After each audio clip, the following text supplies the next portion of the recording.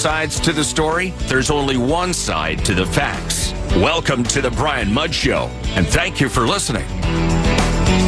It is good to have you, and it's always good to check in with Congressman Brian Mast, who joins us now. Good morning, Congressman. Good morning. How you doing?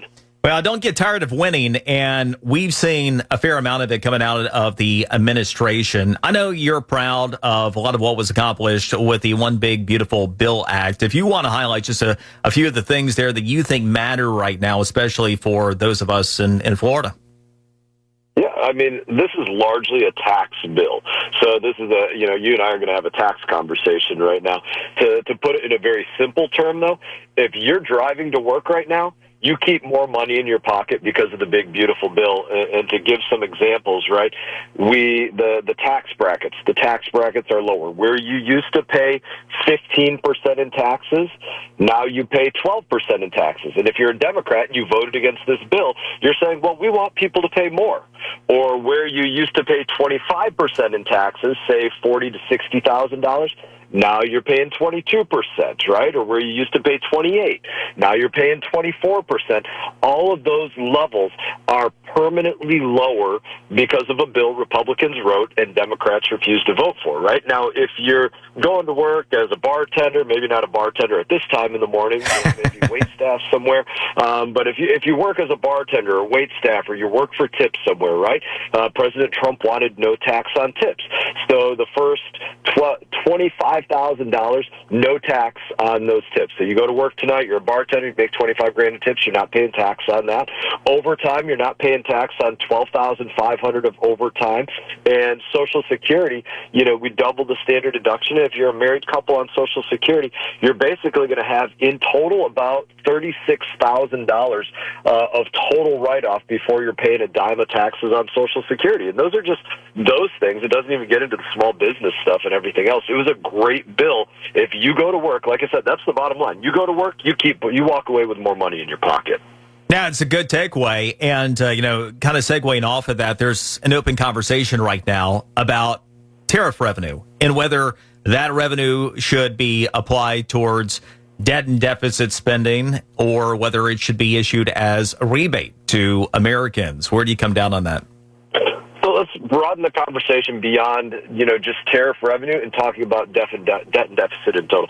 So for the Republican Party and DOGE, we have a specific goal right now. And this is a goal that hasn't existed before to say, okay, we're going to take our debt and deficit and go from just paying interest on the debt to paying principal on the debt, right? Just like anybody, you want to pay principal on your home, get that loan down. You want to pay principal on your car, get that loan down. We want to actually pay the principal on the debt of the United States of America. Now, whether that comes from tariff revenue or whether that comes from, take your pick of places, just, DOGE and cutting spending. I chair the Foreign Affairs Committee, and we cut a ton of spending out of the State Department, right? Wherever it comes from, we want to take those resources and get to the point now that we are actually paying on the debt. And the goal for that with DOGE is cut $4 billion a day of spending from the United States government, do that for about 365 days, and get to the point that we're cutting literally about $1.5 trillion of spending so that we're actually paying principal.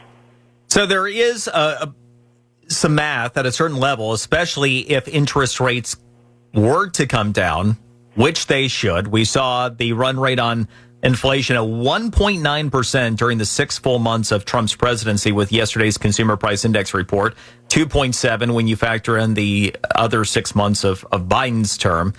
So the Fed, too late, as the president would say, on interest rates. But if you got rates down and the cost of servicing the debt were less, and we take a look at the growth rates that we can operate with, there is a conversation about potentially running surpluses here in the not so distant.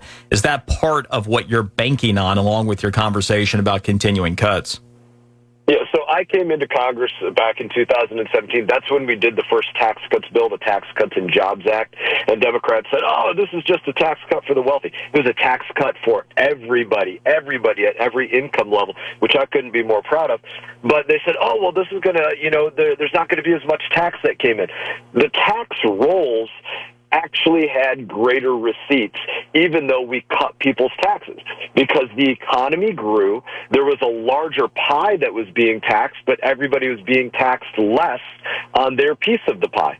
That's what we believe will happen with this by cutting taxes again. The pie, the GDP, the growth in the United States of America, we will have a bigger pie, but everybody's going to pay less taxes on their piece of the pie. You're going to get to eat more of your pie. Speaking of the pie, we've been shafted in the size of our pie in the state of Florida. We knew this coming out of the 2020 census back then. We have the open conversation about what to do about it now. First, your thoughts at the federal level. President Trump looking to maybe work on a new census. And also at the state level, Governor DeSantis calling on the state to redistrict. We have a select committee that has been started in the state house. Your thoughts? Look, we need to have an honest accountability for who lives where in the United States of America, and this has always been one of the big part of the debate. Does it matter that you count illegal immigrants or just legal people? Now, of course, the states with a lot of illegal immigrants, like California, New York, well, they want you to count the illegal immigrants because they're going to get more representation out of that.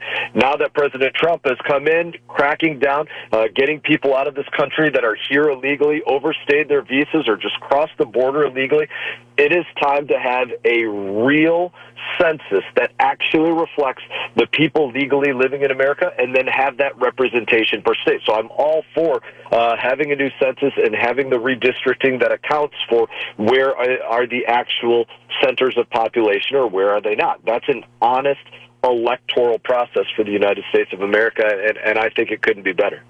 So, Brian, couple things about that. It would require an act of Congress to go ahead and do one midstream, a new one right now, the funding for it to be provided, but also to just go ahead and conduct it, given the close margins in the House and the likelihood that a lot of blue state Republicans even might not go along with it, and then the unlikelihood of getting Democrats on board to break a filibuster in the Senate. The political will seems unlikely that way.